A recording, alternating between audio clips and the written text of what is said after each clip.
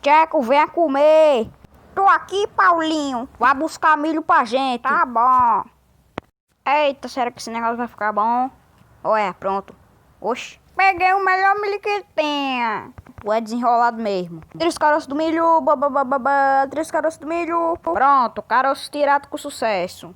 Olha, já tá fazendo efeito. Eita, poxa, tá pulando tudo pra fora. Tampa aí. Oxi. Eita, tô com vontade de cagar. Eita, que cheiro bom. Bora comer, tcheco, de cagar, mas eu vou comer mais. Isso, enche o bucho, bora. Paulinho, tem uma vaca voadora aí, Oxe, é véio, mesmo? Trouxa. Oxe, me enganou. Tcheco, que vontade de comer Vaca mais. nem Existe nessa região. Oxe, tcheco, eu também quero. Vai lá pegar mais milho. Beleza, então. Pra pegar um gostoso. Tamo com 1 milhão aqui. Vou pegar um bocado de milho pro tcheco encher o bucho mais eu. Só o básico. Eita porra, vai estourar meu bucho. Mais. Tá na pressão o negócio. Olha, tá na pressão. Eita porra. Eita, o que tá acontecendo com o negócio, mano?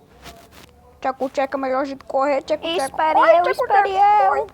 Vai atropelar a gente. E agora, o que, que a gente vai fazer? Tcheco, tu só faz merda.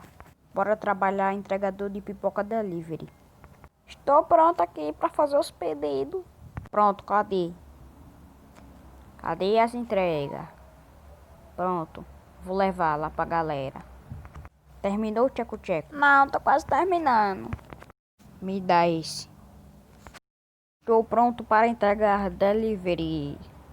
Olha o carro da pipoca. Maconheiro. Meu irmão. Trouxe pipoca pra ti, olha. Pra ver se mata Eu teu acho que eu vício. vou me viciar nisso. Salve, meu consagrado. Olha o carro da pipoca. Olha o carro da pipoca. Giovana. Estão precisando de lanche, mas é claro.